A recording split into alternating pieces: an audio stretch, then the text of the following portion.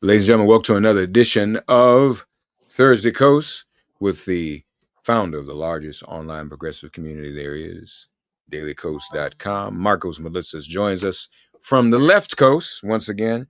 Hey, buddy, how was your Thanksgiving? It was great. How was yours? Very nice, very nice. Very quiet.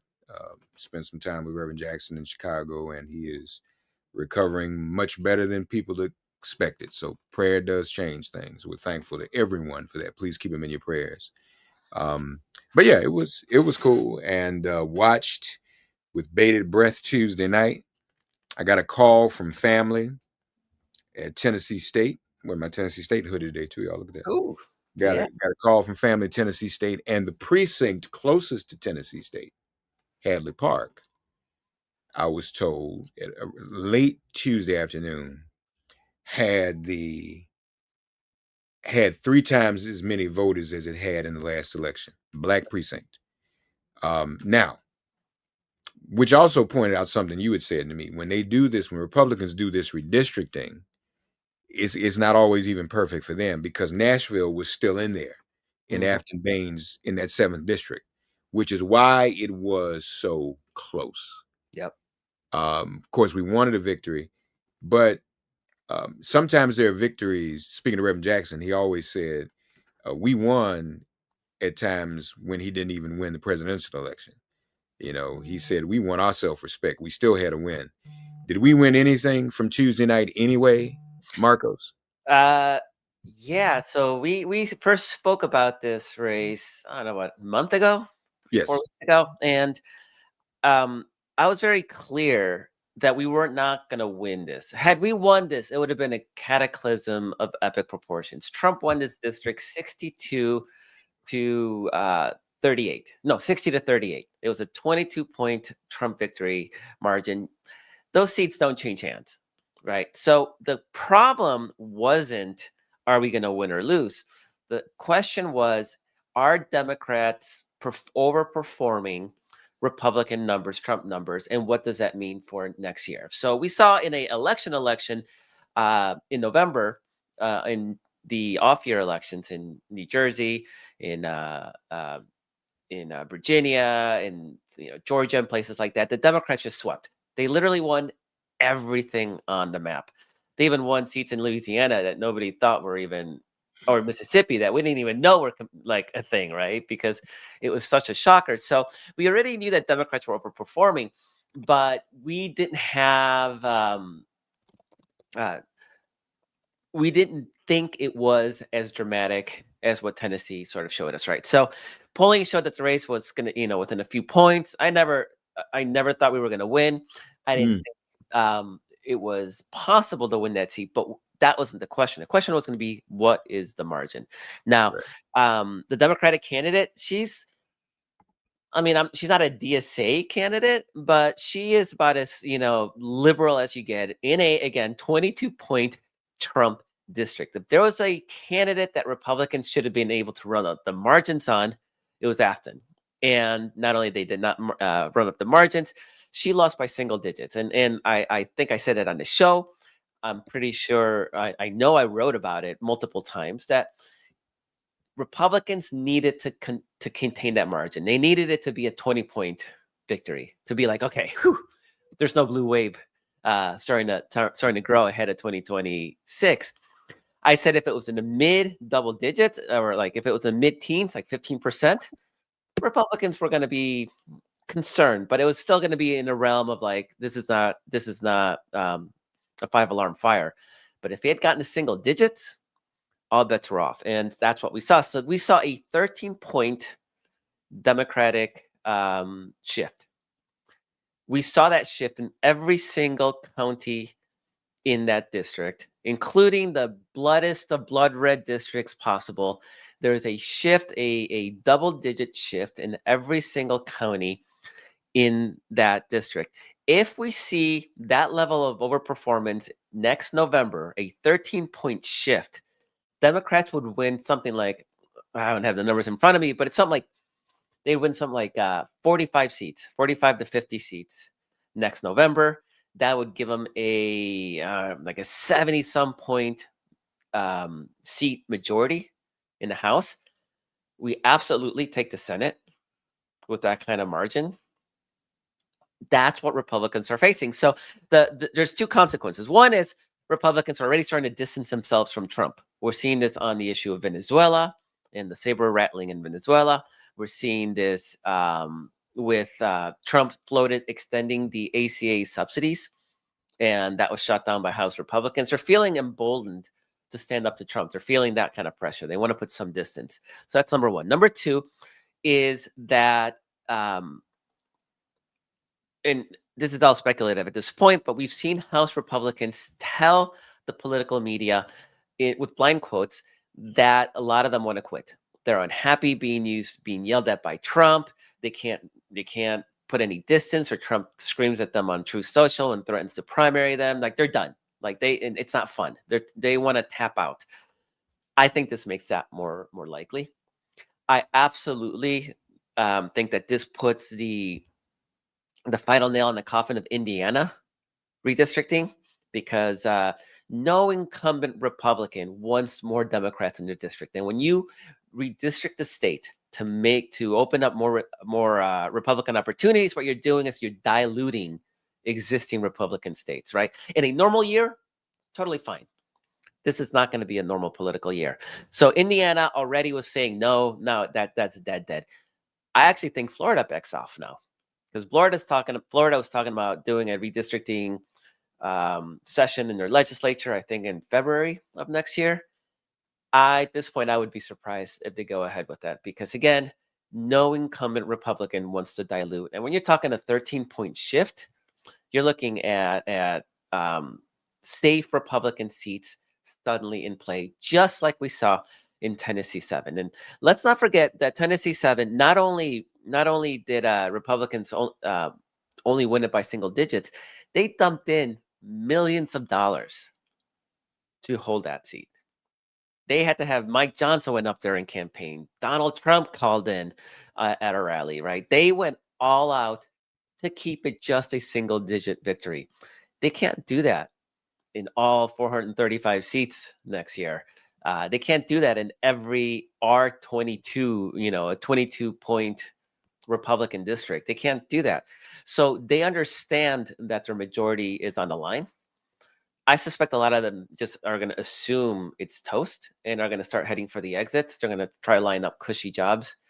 And there is a very real chance, and this is not me saying it, this is an actual Republican telling Punchbowl News that they would not be surprised if Democrats take the majority before the term is up.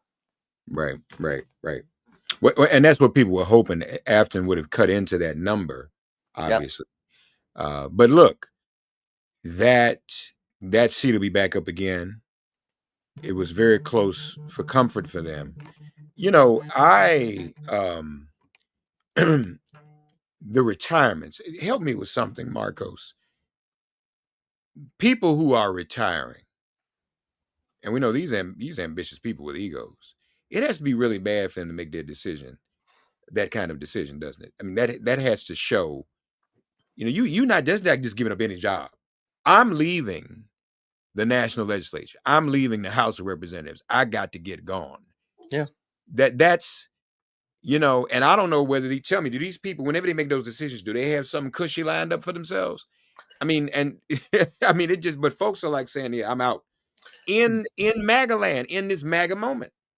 This Tennessee 7 district was open because the Republican incumbent decided to go to a cushy private sector job. I think a lot of these people are looking right now, and they're heading for the exit. And it's decent money, but if you parlay the fact that you're a congressperson in that you can get some real good money, right? Whether it's lobbying on K Street, whether it's running a university, whether it's there's other opportunities that open up. I mean, it's a good resume builder, right? And if you have connections in the government, that's valuable to private industry, whether it's Wall Street, whether it's energy companies, anything that needs sort of lobbying or government affairs type of work. You're going to be valuable in that world. So a lot of these people I mean, clearly, I think there's no doubt that they're out there shopping their resumes and seeing if anybody will pick them up. And if the opportunity presents themselves, they'll bail. Like there's no loyalty. Trump has shown them no loyalty, and I think at this point they're increasingly over it. There are the MAGA true believers, right? But Marjorie Taylor Greene, she was a canary in the coal mine. I mean, if she's like, I'm out, this is BS. There's a lot of people who don't have her platform, who don't have her influence and her fundraising abilities and her fan base. Why are they sticking around? Like, what? You're one of Right. 435. Right. You get no Right. say in the matter. God Right. forbid you say something that even remotely rubs Trump the wrong way. He's going to come after you like you're the devil. Like it's just not fun anymore. And they're certainly not legislating. It's not like they're actually accomplishing things. I mean, that's another thing. If you're there and you're actually pushing your agenda, that's something. But he's not even doing that. So there's only so much ego boosting you can get from that before you say like, I got better things to do with my life. I can either go make more money or I can legitimately go spend more time with my family because a lot of these people are old. Yeah, no, there are better things. So there are 3 Democratic open seats that need to be filled. So those are all going to be easy retentions.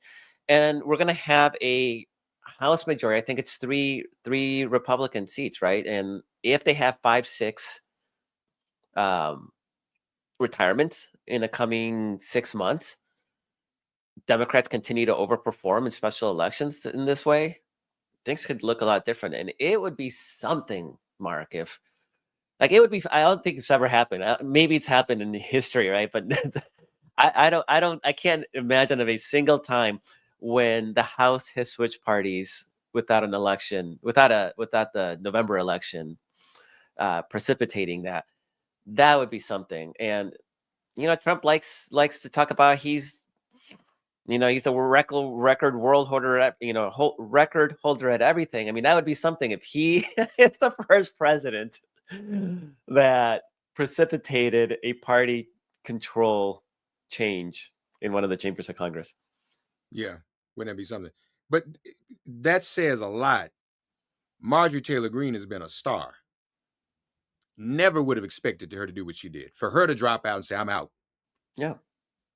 If you're a regular schmegular, you got to think, well, what am I doing?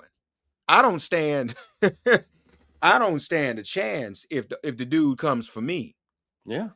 or if I have an original thought on my part. Yep. So yeah, that's interesting. So again, folks, people were, and you did say, I remember you saying that we probably wouldn't win, but folk were hoping for it, of course. And she actually was a great candidate. She was, you're right, she's not Democratic Socialist of America, but she was right in the middle of the spectrum between Mamdani, I guess, and Abigail and Mikey. Um, but what I said about that. See, we got to get over our problems that we think we have. If an Abigail and a Mikey and a Zoran can win on the same night, Mm-hmm. we don't have that many differences with each other. Yep. We need to work that out, y'all. We need to get over off some of ourselves and let it go. All You know, right, and because what's really terrifying for Republicans is that a lot of special elections turn out to be a turnout affair, right? This yes, is so Democrats have been overperforming in special elections, but it's because nobody knows it's an election time, and Democrats are much more motivated right now and will turn out at higher numbers. But then you get a general election, and then you get normal turnout, right? So that's usually the way that Republicans cope with, or they have been coping with the Democratic overperformance this year. What's terrifying for them is that in Tennessee 7, turnout was at midterm levels. The Democratic performance was 110% higher than the last midterm, and Republican performance was about 90% of the 2024 or 2022 midterm elections. So you can't say like, it was a low turnout affair. Everybody turned out, and even though you had full turnout, Democrats shrunk that margin by 13%. And that is what has to be terrifying Republicans. Donald Trump's not going to be on the ballot. They can't depend on him to turn out his crazy base, right, and you can't. You had a candidate that you could demonize easily in Afton, and they did everything they could, and even that did not save them from the tight margin. So this idea that they can culture war their way through 2026 and scream about trans people and, oh, look at the crazy Democrat. They tried all that stuff. It did not work. They won, yeah, they won the election, but they lost tonight, and they know they lost tonight. And it was kind of funny because I just wrote a story, just went up, um, where Mike Johnson, the House Republican leader, it was spinning, pretending that it was a big victory, and he called it a slight Republican lean district. What do you call it? He said, um, yeah, he said it's a slightly Republican district. So winning by 9 points is almost exactly on the nose of what we might expect. No, we might not expect that. We might expect that they win by 22 points like Donald Trump won. And that's the previous incumbent, I think his name was Mike Rogers, he won by about 25 points. That's what you would expect in this district. So he was just flat out lying, but it was funny calling it a slight Republican district. But my favorite part of his spin was that he says, this quote, this reminded me a lot of Rep. Ron Estes. In 2017, Trump won his district by 27 points. Ron won a special election by almost identical circumstances by only 7 points. But then he came back next year in the midterm and he won by 20. Okay, congratulations, Ron Estes. You won by 20. What happened in 2017? Right. Democrats picked up 41 seats. So if he's saying this reminds me of 2017 under, quote, almost identical circumstances, like the Republican might win Tennessee 7 by 20 points next year and whatever, who cares? As long as the Democrats have picked up 40, 50 seats, which is the direction we seem to be headed. So I'm not sure why he's talking about 2017 and 2018, because that was one of the worst Republican performance years. Of course, Donald Trump was president. I think next year it's going to be even worse than that. Democrats picked up 41 seats in 2018. Yeah. I think we're going to have an even bigger year. And this is only, we're not even 1 year into Trump's presidency. Issues of affordability are only going to grow. Inflation's only going to grow. Anger over the cruel immigration enforcement, that's going to grow. That's cut across outside of our world, Mark. It's not just Latinos and Democrats who are like political junkies who are upset about that. That stuff is cutting across. I mean, that is fascist looking stuff with the masked ICE agents. All of this stuff, all that anger is only going to grow. Inflation's only going to get worse. There is zero plan with this administration to address rising costs. In fact, they're doubling down on tariffs and mass deportations, which only make inflation worse. They're going to get absolutely crushed. Yeah. And I made this I made this prediction sort of in jest last year, but the way things are going, I wouldn't be surprised if Republicans are the ones that impeach Trump before this is all done and over. No, man, come on, really? I mean, Then they're pissed. They're pissed. well, And if they get their asses whooped, they're going to need to distance themselves.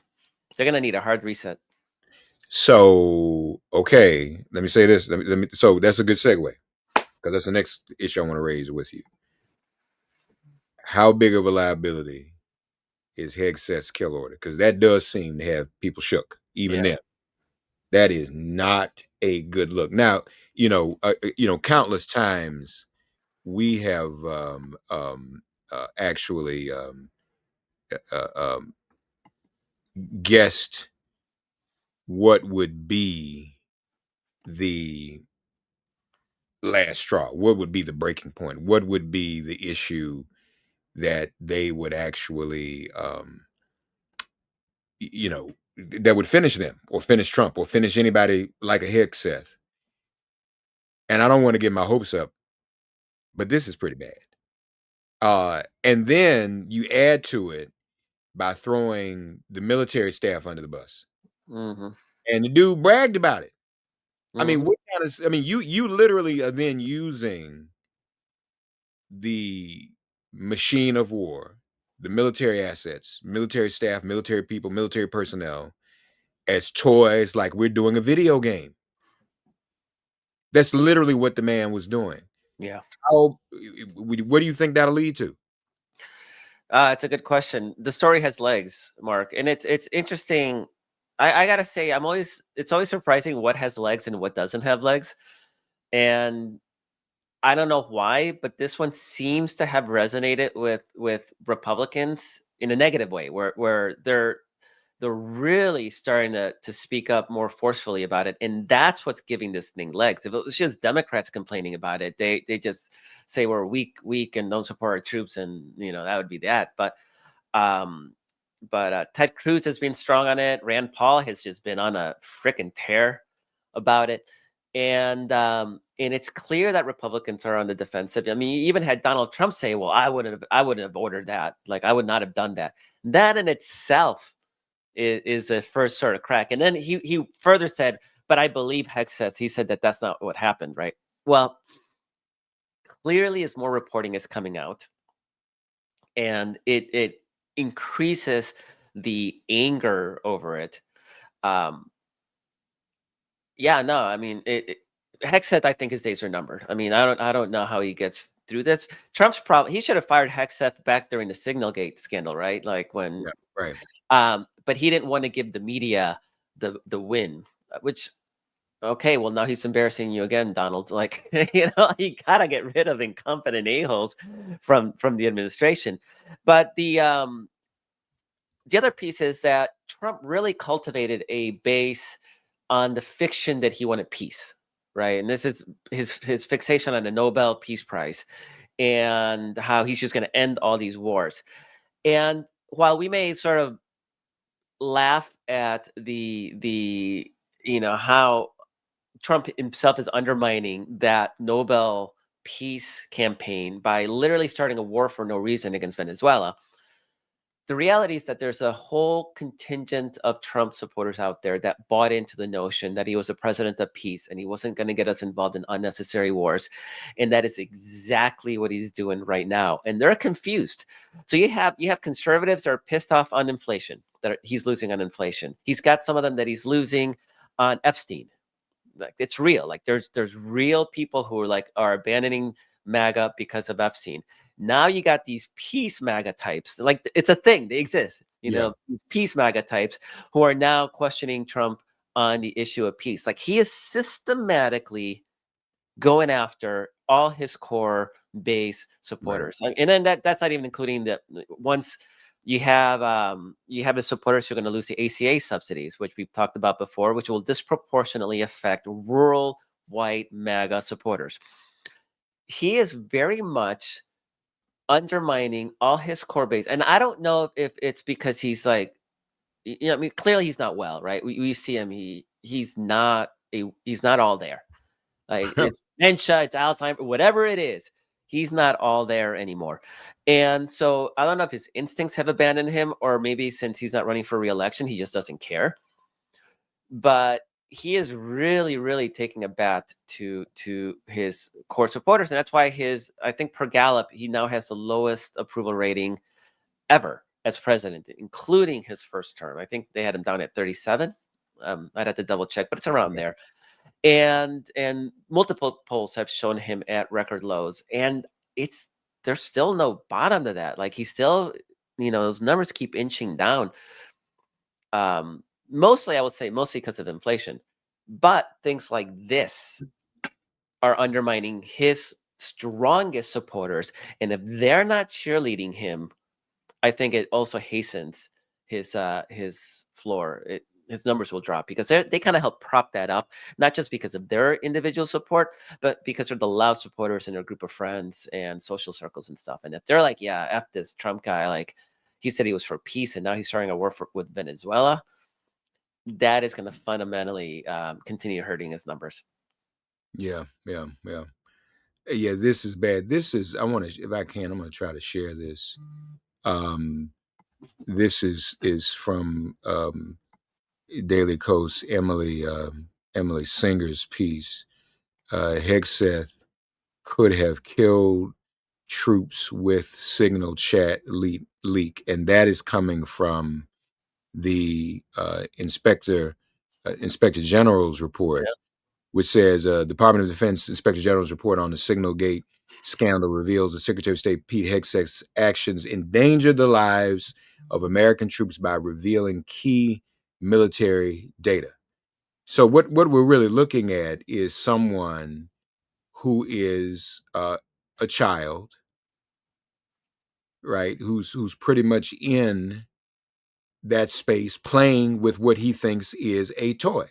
Mm-hmm. That's very dangerous, Marcos. He never run any organization, period, much less a $1 trillion Pentagon. And he doesn't have the maturity, he doesn't have the expertise, he doesn't have the skill, he doesn't have the temperament for a job. And you're right, everything has been a freaking video game for him. And even calling it the Department of War is a freaking joke. A name that that well-known woke liberal Dwight D. Eisenhower implemented. And it's like, it baffles my mind how Trump thinks he deserves a Nobel Peace Prize, and yet he calls the Department of War, and has been saber rattling and closing the airspace over Venezuela, and then saying no, that was a joke on Truth Social. And what's going on? What's going on? This is not. There's nothing about this that is logical, reasonable, intentional. None of that, and it's a problem for the world. Clearly it's destroyed our credibility, and it's going to destroy our credibility for generations. Who's going to trust us? We may have the most sober, reasonable, competent president, and the world's going to be like, yeah, but you're one election away from another Donald Trump. And you're right. They're going to be right. They're going to be right. You can't trust us. Yeah, it's scary. And instead of doing something about it, after Hegseth embarrassed Trump with Signalgate, like, he doubled down on him. It makes no sense. Yeah. Well, probably because he knows. I mean, who else does he can't jettison and sideline everybody. We don't see JD Vance at all anymore. I mean, he just doesn't, which if you notice, that started back during the campaign after the having sex with the sofa story got big. He was sidelined. Y'all check me on that. Check me. I'm telling you, that's what happened. And I can imagine dude was like, yo, y'all didn't tell me about the sofa. Did y'all vet the sofa? And Trump probably lost it. So Hegseth, if you jettison Hegseth, I mean, how many sycophants do you have left? Before even some of them start pulling a Marjorie Taylor Greene, and also start pulling what some others are doing, saying, I'm out of here. I can't deal. Yeah, and there's lots of rumors that Kash Patel is on the hot seat over at the FBI. Right. Yeah, because I mean, really, he can't get rid of both of them in the same week. Because right now, Kash is they probably have skates on him today. We can see that coming. That's just not going to work. Yeah. So you can't.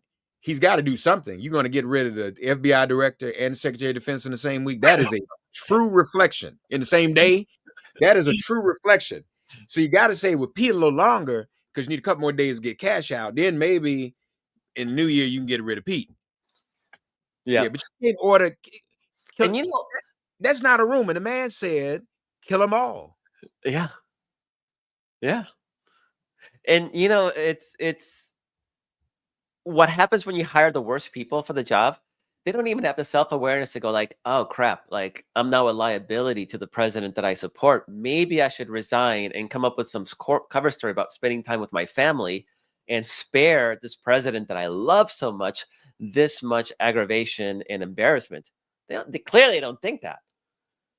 No, they don't get it, and they don't understand politics and news. So that's how it happened in the old days, folks. You ease on it. Oh, I don't want to be a burden. I don't want to be a distraction.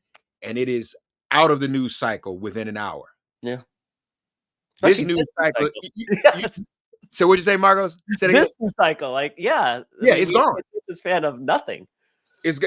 So let me tell you, I learned some of the. I mean, we know the news cycle is rabid right now. and carnivorous, and it just y'all, one of the greatest movie actors in history died. Robert Redford. It was in the news cycle for like an hour. Right. Think about that, Marcos. Yeah. You know, I respect Robert Redford. He's a good actor, you know, but you know, he's you know, he's not somebody I worship, so to speak. But I feel kind of bad. I was like, whoa, y'all don't even care about Robert Redford. What chance do Marcos and I, who never started in the movie, how long are people gonna talk about us when we're gone? That's scary. So yeah, man, you resign today, Pete, and you might be able to get a job somewhere. You know, you still get the alcoholism Yeah, allegation. yeah, he paid back You're on still Fox. gonna be accused of alcoholism. He's probably drunk. We say, kill them all, kill them all. And see, what's worse about this is, you know, military shouldn't obey those orders. So I do disagree with those who follow through with that. But I'm thankful for those who snitched on it. Mm-hmm. See, they could have just said, we're not gonna do it. But it sounds Mm, like Slick, is what you want. Got it recorded. It's everywhere. yeah. Cash with the girlfriend and giving her security. Yep. And he's showing up at press conferences saying crazy statements you can't even see over the podium. Um, no, this is it's got something has to happen. Before we go, I must because you know we do behave badly sometimes for fun. Have you all seen Marcos's headline for the Tennessee uh, uh, seven is really it's Marcos, it's on brand. So here's his headline when he wrote about the Tennessee seven as it happened, y'all, and he's kind of summed it up today. There, the GOP is effed in 2026, y'all. And There's I think we can say Emily Singer also wrote a piece of Daily Kos about the amount of money mm, that was spent in that, and that's not good either. They had to spend a lot of money to take on um, Afton Bain or to defeat Afton Bain. So, if they folks, this is what we can do. Go ahead. I'm sorry. yeah, no, I was gonna say if they have to spend that much money to defend a Trump 22-point district, they don't have enough money to go to hold the House. Not even close. Yeah. And that's even including with the Supreme Court slow walking the decision on the Texas redistricting, because that is clearly unconstitutional based on conservative precedent. Right. So what they're trying to do is the candidate filing deadline is in 1 week. I think it's on Monday or next Tuesday. And I Oh wow. think Really? Okay. and they're trying to slow walk the temporary hold on that decision until after the candidate filing deadline, so they can say like, oh, too late for us to do anything about it, we'll just make it illegal next time. So again, this is the Republicans on the Supreme Court putting their finger, but even that may not be enough. And I've been saying they diluted so many districts in Texas to get that +5 that in a election, if we see like a +13, even like a +8, +7 shift towards the Democrats in 2026 next year, they may rue having redistricted Texas because they actually weakened a lot of incumbent Republicans. So I suspect, Mark, that a lot of those incumbent Republicans in Texas are privately rooting for the Supreme Court to throw out that new map. Wow. Yeah. Probably right. Probably so. Probably. Marcos Malitzis, Thursday Coast. Glad you're back. Glad everyone. Hope everyone did have a wonderful beginning to the holiday season and make it a meaningful one. And think about those who have not. And we can vote that way too. Sometimes we can vote for ourselves, but other times we can vote for people. Some of us have some, but other folks don't have anything as a result of our politics today. You can vote on their behalf too to make sure that not only you have something, they have something as well. Let's keep this momentum going, y'all. Let's not give it up. There was a lot of enthusiasm in Tennessee the other night, and that's good. That's what I said before. We got him since the elections several Tuesdays ago. I was concerned because our side tends to lose momentum, and we think we don't have to do one thing one time, and that's it. No, let's maintain this momentum, folks. And also a reminder: stop spending money with corporations that don't support your agenda, that don't support DEI, and that support what Trump is doing. Think about that. Educate yourselves on that. Marcos, good to see you, buddy. Thank you. So much. Yeah. Catch you next week. Right.